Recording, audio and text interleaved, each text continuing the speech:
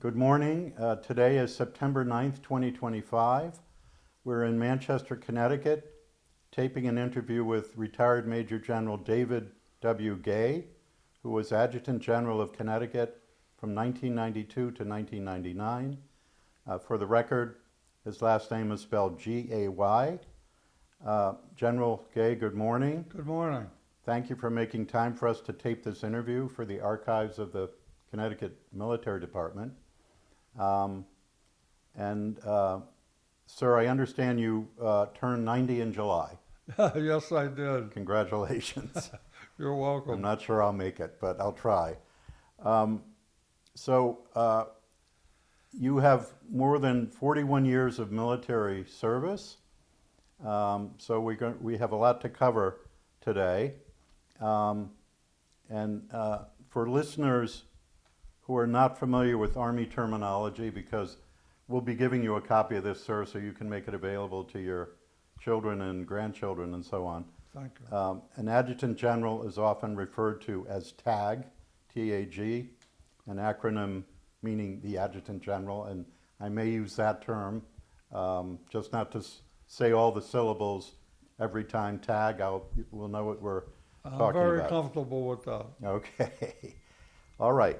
So my understanding is, sir, that you would like to make some introductory comments, and then we'll get into the Q&A. Okay, thank you very much for the opportunity to make a comment. Initially, I want to thank General Levon for his generosity in putting this project together. It's extremely important to capture the history and know the players and know the events that occurred over a period of time that was important not only to the Guard, but to the state of Connecticut also. And so I thank you for that opportunity. And people from the outside would look at me and say, boy, he was really lucky. And luck had something to do with it.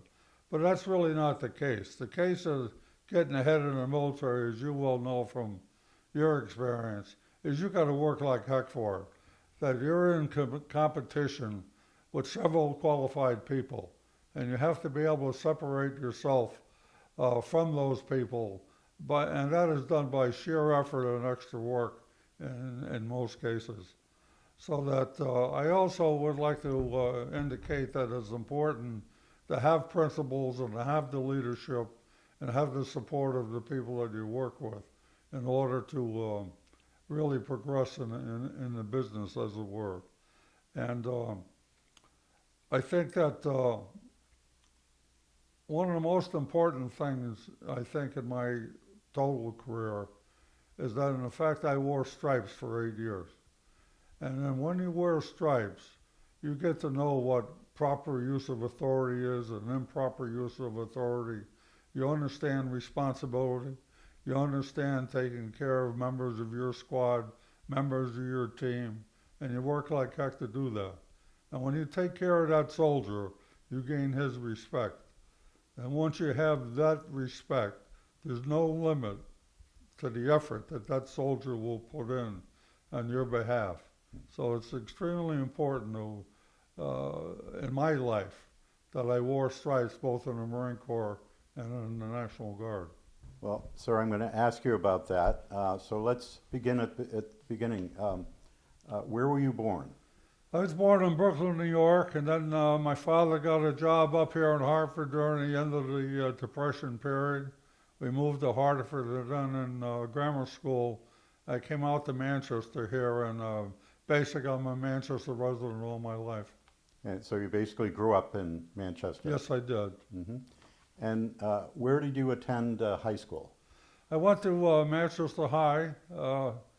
Here I went to St. James Grammar School, as did my children and grandchildren. And any sports in high school? No, unfortunately I was the oldest of 6 children, and there wasn't a lot of money in the household, so I did a lot of work.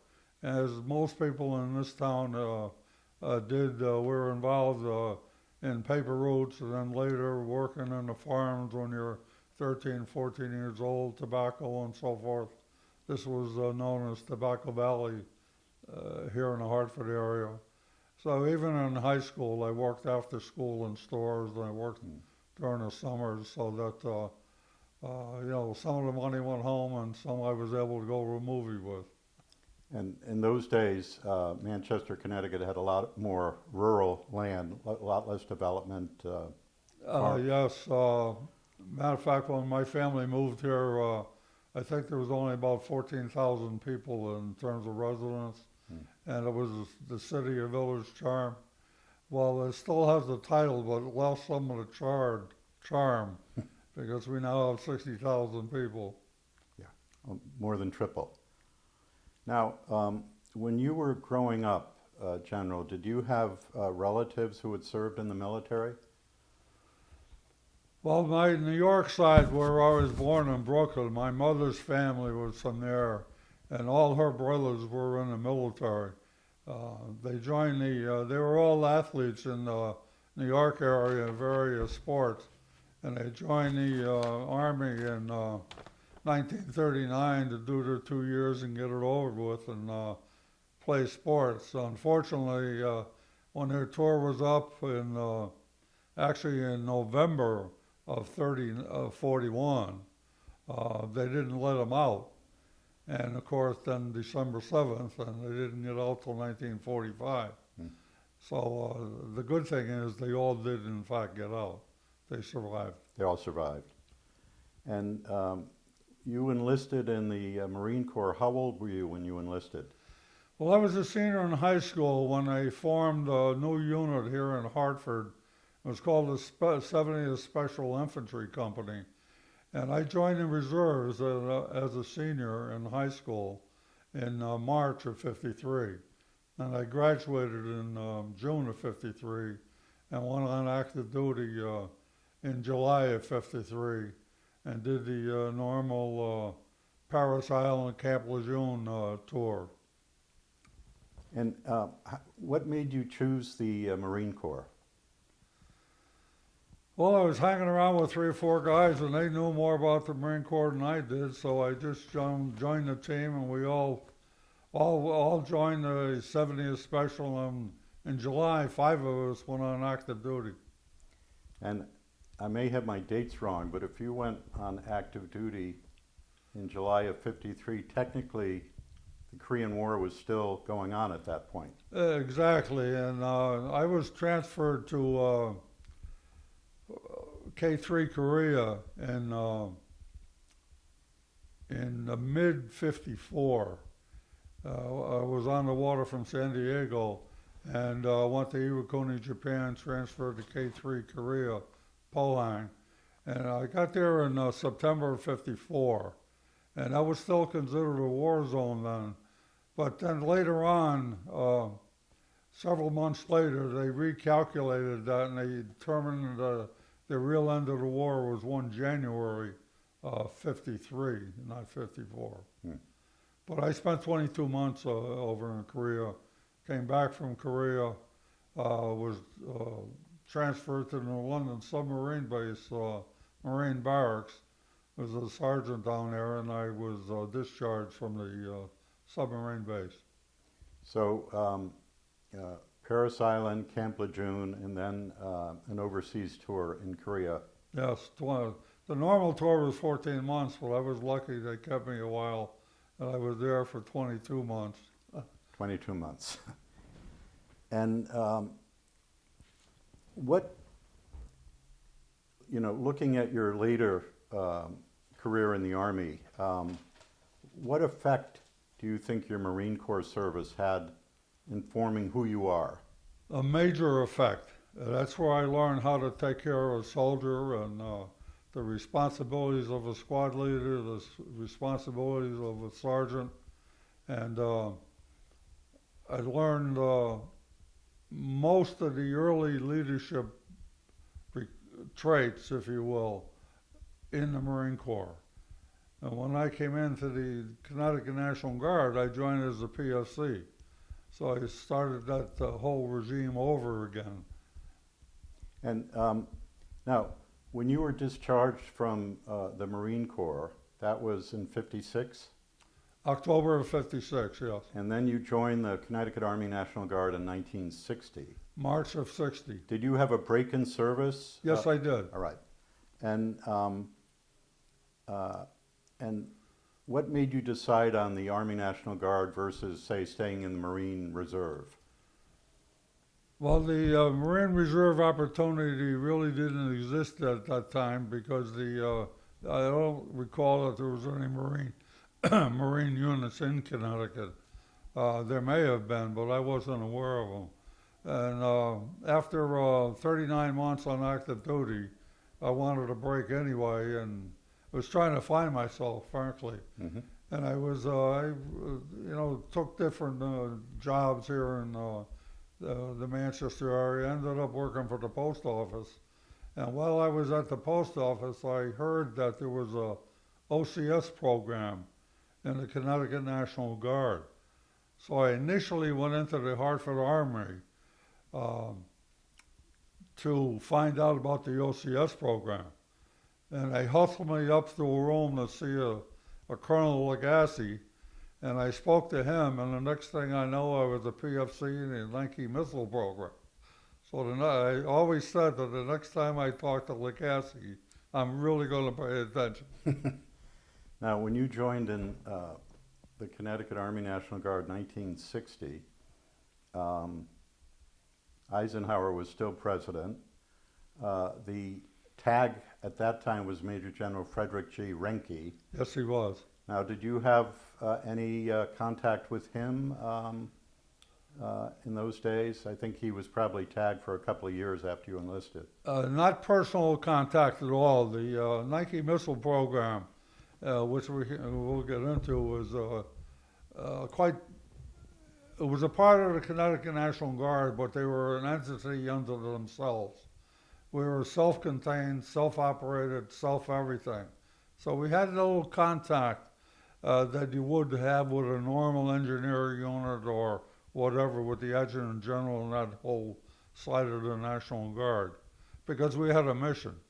And so the only thing I did with Renke, I know that we all went to his retirement ceremony. He had a major parade and review in I guess, Camp Ribicoff at that time in Niantic when he retired. Yeah, it'd be Camp Ribicoff or Camp Dempsey. Yeah, in that era, yes. Yes. And so I'm going to ask about the Nike period now. So you were commissioned a second lieutenant in November 62. That was right after the Cuban Missile Crisis, which was October 62. So you were in OCS during the missile crisis. Did those events affect or interrupt your OCS training in any way? Was the Connecticut Guard put on alert or anything, if you recall? Yes, they actually were. Of course, I joined in 1960 as the PFC, and I was a radar operator. And as you suggested, in 62, when I was in Portland, Connecticut, I left to go to Fort Sill, Oklahoma for OCS. When I came back, I was still enlisted, and I didn't get promoted to an officer until 1962 when I went to Westport. And the Cuban Missile Crisis itself did not affect our missioning at that time. There was one time when the Nike Missile Ajax program that ran 60 to 64 here in Connecticut, we were activated. And that was during the assassination of JFK. The situation was that the government did not understand it initially, whether that was an attack on the United States or that was a separate incident. So what they did is they called up all the Nike batteries in the United States. And when I say called up, I mean that we had in Connecticut, in our site here in Middletown, we had 18 missiles in the air ready to fire within 5 minutes. until they determined that it was not an attack on the United States. And the determining factor using the Guard in that role, rather than the active duty, is that the Nike Ajax missile was a high explosive missile, where the Army Nike Hercules was a nuclear weapon, and they did not want to raise nuclear weapons to begin with. So the Guard was called up throughout the United States, by the way. So the Nike Ajax surface-to-air missile to bring down Soviet bombers if there were an attack. Well, you could really call us the Golden Dome of the 1960s, if you will, because that's exactly what it was. The protection was against the Russian manned aircraft, which carried nuclear weapons. And there were three of them, the Bear, the Badger, and the Bison, different size, like our B-52, B-58 cycle. So that lasted till 1964. And then the National Guard took over 2 of the 3 nuclear sites in Connecticut. And we did that through 1969. And now, when you were commissioned, were you commissioned in the Air Defense Artillery? Yes, I was. Could you speak a little bit about your time with the Nike Ajax batteries in Connecticut? Well, as I indicated initially, I joined as a PFC in the Middletown National Guard, which controlled the Portland Nike site. And that was in 60. In 61, I went to OCS at Fort Sill, Oklahoma, still at Portland. When I came back, or when I graduated, there was no full-time jobs for a commissioned officer available. So I retained a certificate of eligibility. And then finally, a full-time job opened up in 1962 when I got promoted officially to second lieutenant. And I was in the Westport Nike site that you're very familiar with. And so through the, I didn't understand at that time. I thought it was a great deal being promoted, going to Westport, being the platoon leader and such. I didn't realize the reason that they gave me the job is it was messed up and they were in trouble down there. And they fired a second lieutenant and a warrant officer that ran the section that I was going to take over the platoon. So it was a little bit of a harried period of time. I was down there 8 or 9 months or so. And we was able to clean it up. There's some very good people there. They needed some good leadership. They were not supported. And once that all fell together, then we did very, very well. Unfortunately, where I left in Portland at that time had difficulties. And they had flunked 2 major inspections in a row in Portland. So I was changed from Westport back to Portland as a commissioned officer to put that side of it together. And again, had to lean on some people and kick some butt and support the people that were good. And we ended up getting 90 days later a Distinguished Maintenance Award from the 24th Group in Rhode Island, which was our command active headquarters. So basically in 1964, the Army was getting ready to leave Connecticut. They had 3 nuclear sites here in Connecticut they were going to give up to us. But in order for that to occur, everybody in Connecticut in the Nike business left to go to Fort Bliss, Texas, and we were down there 8 or 10 months or so for training on the Nike Hercules, which we then came back and we ran the sites in Cromwell and Ansonia, Connecticut. And my job was initially in Cromwell as the launcher platoon leader, which is the missile side of the business. We also, all officers had to be qualified to fire the weapon itself, and that's what we actually did when we went to Texas, was fire live missiles. And so I was in that situation in Cromwell. New program, new operation, twice the size. Went from 50 full-time employees to about 100. And it was going along really, really well. It was a difficult program to put together because we operated 24 hours a day, 365. And one site always had to be on 15-minute status. And during that period of time, you had to be able to fire a missile in 15 minutes. So we were on the site 24 hours a day for a week. And we alternated with the other missile sites in the area. It was a difficult program. And you had a problem in Ansonia, Connecticut, and they weren't doing so well, unfortunately. And the active army actually took the mission away from Ansonia. And then the then Adjutant General, General Wallace, dynamite guy, dynamite leader, went down to Ansonia and told them the next time he comes on a site, he's going to fire 100 people and give the keys back to the active army. So as a result of that, I was immediately transferred from Cromwell to Ansonia. And we were fortunately able to put that together. It was a little difficult. I ended up firing about 20 people. And with the good people who were there and replacements, we were able to end up winning 4 or 5 national awards after that.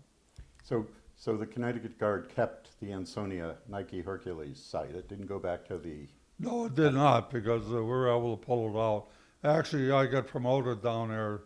I went down there as the platoon leader, and it was either put it together or lose it. And I was fortunately with good people to be able to put it together, and we survived, and I got promoted to captain down there.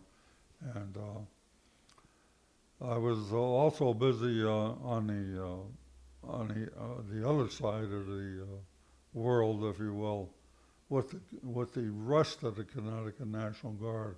In other words, the state headquarters. I was asked by General Wallace to be a TAC officer at the OCS program, and that was a separate assignment. It was paid for out of state active duty money, and I was assigned as a TAC officer in 1962, and I pretty much stayed there for about 8 years or so. And it was an extra weekend every month. There was an extra summer camp in the summer. And our class sizes down there were running anywhere from 50 to 75 students, so we're quite busy. And some of the greatest people in the National Guard actually graduated that program. And I'm talking about names like Roy Panett, who ended up to be Chief of Staff of the National Guard.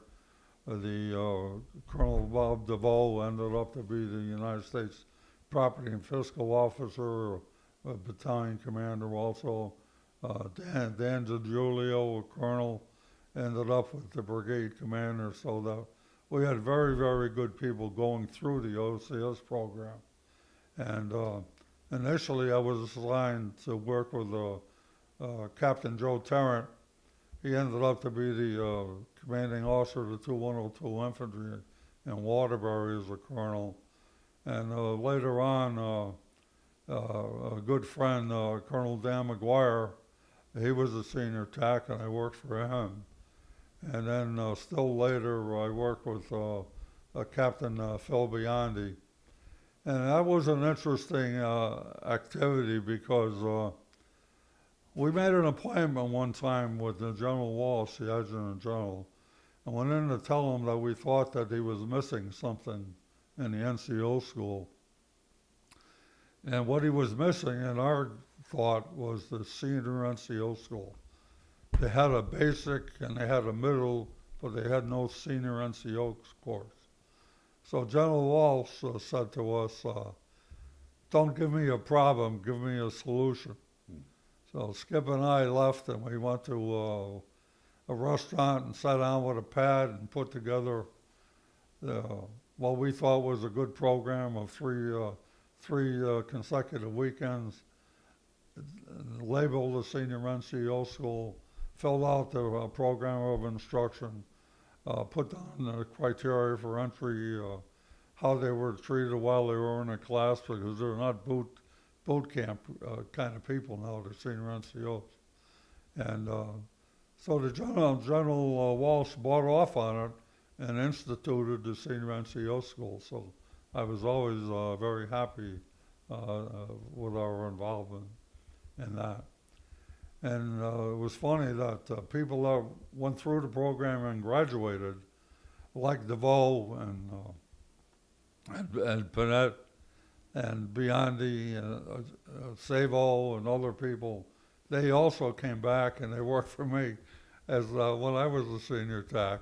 And so they came from participating in the program to come back to be years later on as TAC officers. So it was a very successful program. And you knew them already. You had seen. Knew them very well.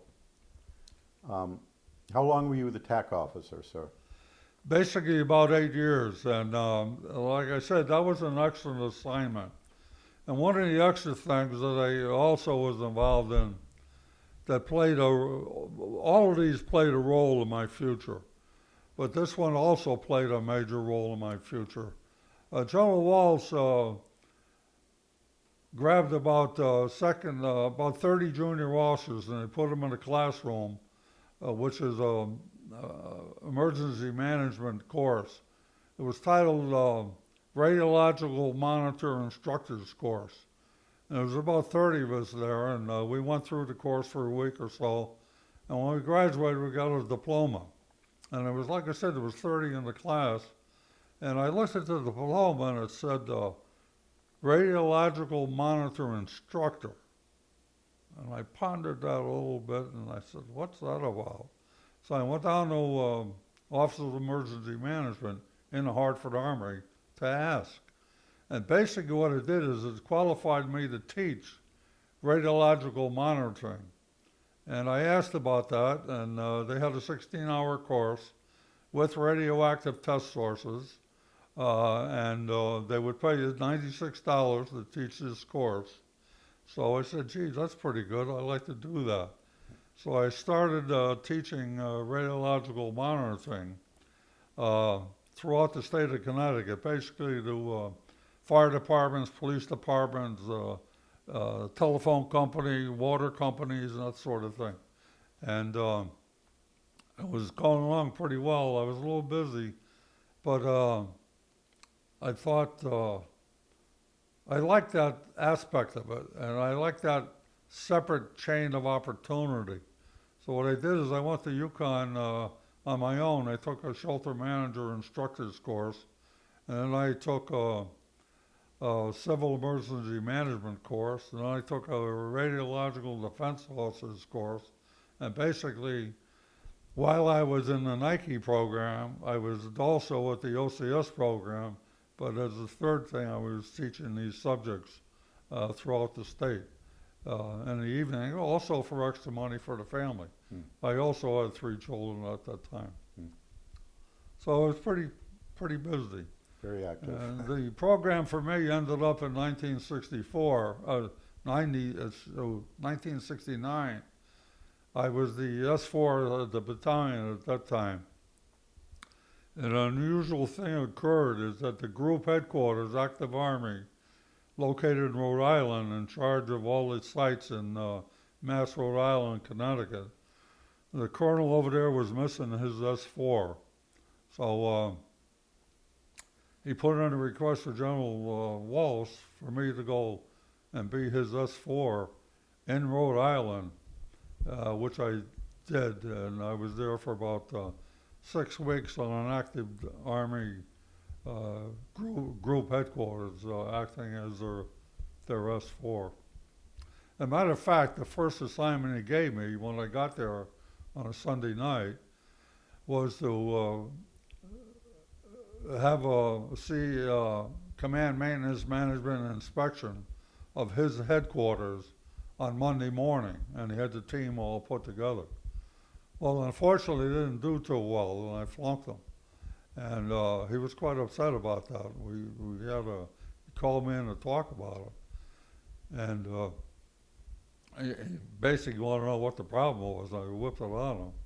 And I also said to him that he had a lot of chutzpah to come out to our units and our battalions and basically beat us to death with the shape of your own headquarters. And so we ended up getting along very well, and we cleaned it up. And eventually I come back to Connecticut, and the program had not officially ended. I came back in 69 from there. The program ended in 70. But General Walsh called me up to the office one day, and when I went in the office, the chief of staff was there, and the 43rd Brigade commander was there. And I was the captain, and I was a lot of brass for me. And I was basically told that I was going to New Haven into the 1102, and I was going to become an infantry officer. But in 1970, and then officially, the Nike missile program ended because the threat ended. It went from the manned bomber to the ICBM, and Hercules missiles were incapable in that area. So the mission changed. We lost the program here in Connecticut. But the people that were in the Nike missile program were among the best there was. There was a Colonel Kelly. These are people that were in the program here in Connecticut and went on to greater good within the Connecticut military and across the United States, very basically. Which Colonel Kelly was that? His name is Bill Kelly. He was from the Glastonbury area. Mm-hmm. He was my company commander, and he ended up as Deputy United States Property and Fiscal Officer. There was a Captain Coleman there. He ended up to be the Chief of Staff of the Connecticut Guard. Mm-hmm. Bob DeVoe ended up to be the USPNFO. Excuse me. Roy Panetta ended up to be the Chief of Staff and a brigade commander. People were very, very successful in that program because of the intensity and the difficulty and the stress of that program. We're able to survive for 10 years. Mm-hmm. So that once they come into the General National Guard, they just flourish. And not only here, but we sent, there's a Warrant Officer, Chief Warrant Officer Miller, went to the 76th Division as the Chief Administrator. Norm Thibodeau was the Command Sergeant Major of the 76th Division.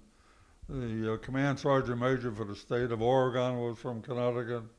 The IG from California, the Brigade Commander from Texas. Throughout the United States, our people went for employment when the program ended. And they were very, very successful. Well, so we're switching now because you're doing a branch transfer from ADA to infantry at the request of the Adjutant General. Exactly. So by then you're a captain in the Air Defense Artillery. You've gone through the ADA officer basic course, probably the advanced course. I want to end up with one more thing about the 60s, though. Sure. And then we'll go right into that because you're 100% correct. The 1960s in Connecticut, in the National Guard in total, was very, very important also. Because if you recall, in New Haven, they had the Bobby Seale trial. Actually, it was called the Mayday trials, in terms of the United States. Black Panthers. And it was a Black Panther, Alex Rackley, that got killed by Bobby Seale, and Black Panthers, he was tortured to death. So it had a major, major trial and a major, major civil disturbance in the city of New Haven. and the National Guard was put on active duty to quell that civil disturbance.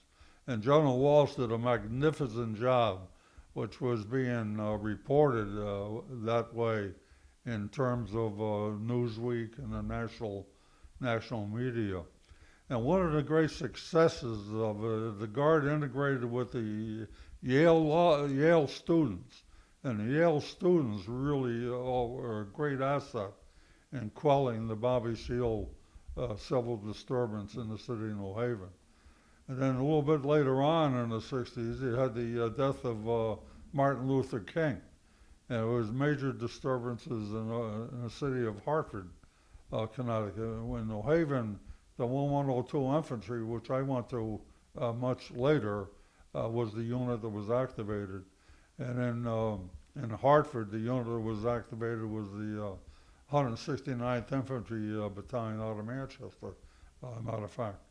And they were on the streets in the north end of Hartford quelling that. So the Nike program was one old program, but over here in the actual traditional National Guard support activity to the state and the nation, they were called active. They were put on active duty twice, once for Bobby Seale and once for Martin Luther King civil disturbances. And if I know my history, this was something new for the National Guard. They were used to natural disasters, floods, that sort of thing, but civil disturbance was not something that you saw in the 40s and the 50s. Well, you're exactly correct, and there was, if you recall, I had mentioned that General Walsh was getting a lot of national press, or started to. But unfortunately, about a week or so after that was Kent State. So the whole national attitude changed in that regard, and the media obviously flocked to the Kent State situation, which was really terrible, and unfortunately it involved the National Guard members also. So basically, as a result of that, is that throughout the nation, or throughout every unit in the National Guard structure, nationally, we had to pick up, they put together a 16-hour civil disturbance training package that we had to take. And that year, instead of 12 weekend drills, we had basically 13, because they added a 16-hour civil disturbance training for every unit in the National Guard, and issued equipment to the Guard, which were batons, face masks, body shields, pepper spray, generators, and so forth, Non-lethal. in order to prepare and be prepared, better prepared for anything that occurred in the future. But you were right about that, changing from the artillery to the infantry, because as you pointed out, I had to requalify. So unfortunately, even though I was told to go there, it wasn't by choice, and it also meant that I was a captain for 7 years before I got promoted, because I had to requalify as an infantry branch. But there wouldn't, with the Nike Hercules batteries going away, there probably were not opportunities to advance as an air defense artillery officer in the Connecticut Guard. Many people stayed in that, because there's a lot of positions that you can be any branch, to be, for example, logistics personnel, Branch and material. and so forth, branch and material, exactly. Now, sir, you mentioned serving as the S4, which you just described, and for the non-Army people who might listen to this, we're going to be talking about other staff positions you held. S4 handles supplying equipment. That was predominantly logistics-oriented and maintenance-oriented. Maintenance of all the Nike missile equipment, radars, and all that sort of business, and tremendous amount of logistics support, and it had to spin off of extra things like it took care of all the housing and those sorts of things, the R&U, repair and utilities, physical landlord type repairs of all the facilities that was under the control of the site. It's a quite interesting area, which I enjoyed, very frankly. And then when you when you switched to the infantry, did they make you go through the officer basic course in infantry, or? Yes, they did. I had to do that, and I had to do the advanced course. And I took those. I didn't go physically. I took those by correspondence. I did some site work. I had to go to Benning and so forth, various schools. And I initially went to the 1102 in New Haven. I was down there for a year plus. And you were the S4 there? I went down there as the S4, yes. And of course, in the infantry, it's all motor vehicle and equipment and weapons. Because obviously they didn't have the radars and the missiles and so forth. But it was an interesting position. And I think two things that came out of that is where once in a while, as you well know, being a commissioned officer, is that once in a while you take a chance. And I took a couple in New Haven. It was a very, very difficult assignment, not so much on the military side, although they had some amount of problems, but it's running a major facility, the Gulf Street Armory, the second largest armory in the state. It housed also the second company, Governor's Foot Guard. They had really problems with the state employees down there that I got involved in. It was the biggest rental building in the state military. It rented all the time, and there was difficulties there. So it wasn't a pleasant tour, and that's why they sent me down there. But on the military side of the house, I had a young lieutenant come in to see me one night and wanted to join the National Guard. A guy named Brian Phipps, and a Vietnam veteran and so forth, and he was just a great-looking soldier, very well experienced.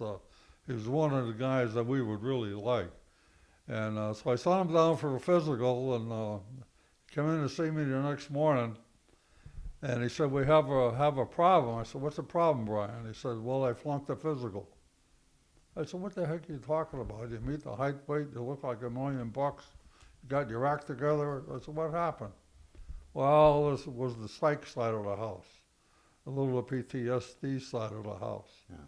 So when the doctors were asking him questions that were a little mentally related. Triggering. Yeah, he triggered different things and he said different things. And so they flunked him. So I said, "Give me the papers, Brian." And he gave me the papers. And I ripped them in half and I threw them in a basket. And I said, "Next week you're going to Springfield. And every time he asks you a question, instead of saying yes, you say no." So Brian did that, and he passed the physical. We enlisted Brian as a first lieutenant, company commander, got promoted to captain. And Brian Phipps ended up to be the 43rd Brigade commander when he was in his mid-40s. All that time in the Guard as a successful officer. Unfortunately, he passed. I think it was Agent Orange that finally got him with cancer. And second guy that was another Vietnam veteran, maybe a little bit more with the psych problem, but it was an outstanding individual and the best natural trainer that I ever saw in my total history of the military. But he was a little bit of a problem, and he was a hot potato. And one time I had to tell Steve, I said, "Steve, you got to leave the state for a year because you're a hot potato." The battalion commander was going to court-martial him for an issue. And so when that battalion commander retired, I got a hold of Steve in Pennsylvania, and he came back, and Steve Corden ended up to be the chief of staff of the Connecticut National Guard. And so those two gambles worked out for me and worked out for them very nicely. I know when I drive from Westport to West Hartford, I go on Route 8, and there's the Brigadier General Brian Phipps Memorial Bridge. That's the guy. Yeah. That's the guy. And that's the guy that they flunked, and I said, that's a mistake. So what I'm saying is occasionally you have to use your head. And in the case of Brian Phipps, with a bridge named after him, it worked out. But anyway, I was then later on, after about a year or so, I was transferred back here to Manchester. I was in the transfer to the 1169 infantry. No problems. It was just a normal vacancy. I lived in Manchester, and so I was transferred up here, which was kind of a break. But that's the while I was in Manchester, two other things occurred. I had the normal running of the unit, had no really problems. It was a good unit. It was formerly commanded by Colonel Dick Luigi, who ended up to be the Chief of Staff of the National Guard, outstanding training officer himself. And but what happened is we had the ice storm, Storm Felix, December 1973. Exactly right. Yeah. And I happened to be in Manchester at that time. So what occurred is, because of all my civil defense training, RDO, fallout shelter managing, the whole deal, I was also the radiological defense officer for the town of Manchester.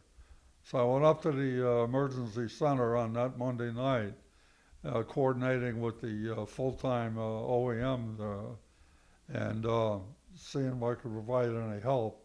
So I was in the emergency center listening to everything that was going on, particularly from the electrical power companies.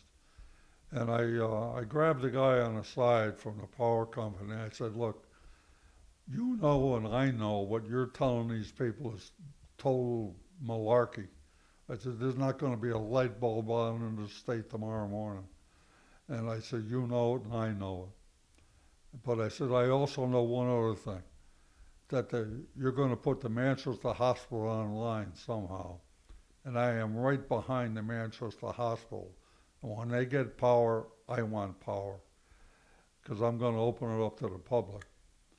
So on Tuesday morning, that's exactly what occurred. I had power Monday night. Nobody else had power in the whole town here. So Tuesday, I told the people what we were going to do, and I opened up the Army to the public. So during that week, we ended up sleeping 700 people a night, and we were feeding 2,500 people a day, two to three meals. So it was quite a major activity. And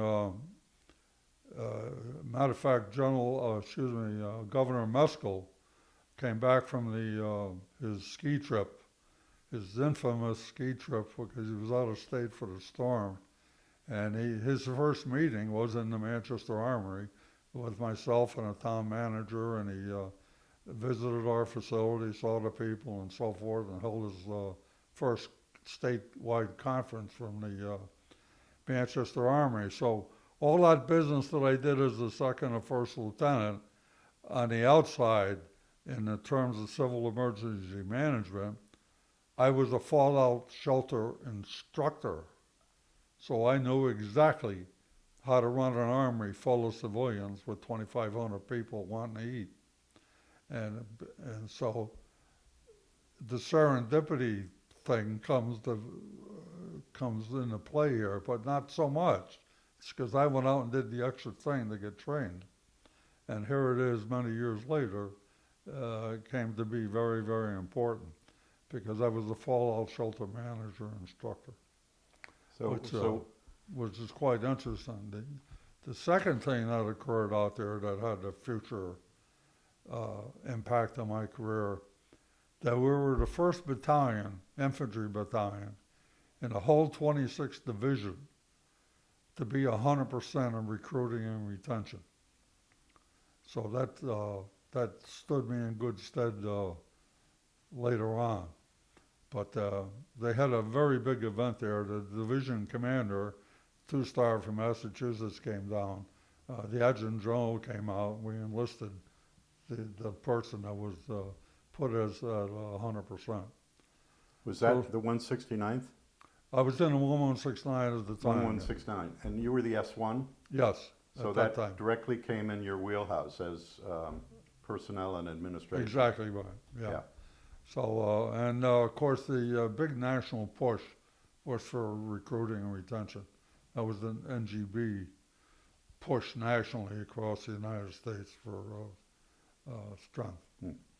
And so from the 1169, I went to the brigade. 43rd Brigade? 43rd Brigade headquarters in Hartford. And that was a normal vacancy also. That wasn't a problem. And what was your position at the... Well, actually, I was there long enough to be in 3 positions. I went in there as the S1, and then I was the S2, and then I became the S3. I was there for quite a period of time. Nothing really spectacular help there, but again, you're surrounded by good people all the time that know their jobs, and that's all they want to do is you give them the opportunity to expand, and they mostly take it. So I had good folks, particularly in the 1169. Matter of fact, General Jack Carragher, his first job was with me in the 1169. I was the chief, and he came in as the second man from the lumber company in Springfield. And he was the first lieutenant at the time. No, a captain at the time. So again, for the listeners, S1, Personnel and Administration, S2, Intelligence, S3, Training. Operations and Training. Exactly right, which I really liked a lot. And some of the best sergeants in the business there, Command Sergeant Major Savino, Command Sergeant Major McDonald, Command Sergeant Major Barnett, Sergeant John Willock, whose daughter I actually hired much later on as Adjutant General, did an outstanding job. So everything was, I was fat, dumb, and happy, doing really well. So when the 169 got that accomplishment of 100% retention enlistment, were there other battalions in the 26th that had achieved that? No, and none ever did either. We were the only one to ever do that. And that really is the reason I got a call from then General Freund and Colonel Luigi, who was then Chief of Staff, to leave my cherished position as S3, training and ops from the brigade, to be the state recruiting retention manager. And you see how the 1169 activity led to, a year or so later, led to that position. The General Freund was known nationally as he was an active Army Major General with 33 years of service, and he was retired, and he was hired by Governor Meskel to be the Adjutant General. So he was a very known person, written up in National Geographic for his efforts in Vietnam and so forth. So he's a powerful guy, and very good friends with Alexander Haig, who I ended up meeting later. But I went over his RRM. The difficult thing is most normally to the 95% level that when you're given a full-time job, you're also given the part-time job in the National Guard, the TO&E position, if you will. So General Freund fired the guy because nationally, we're in the pits. We're in deep trouble, so he fired him.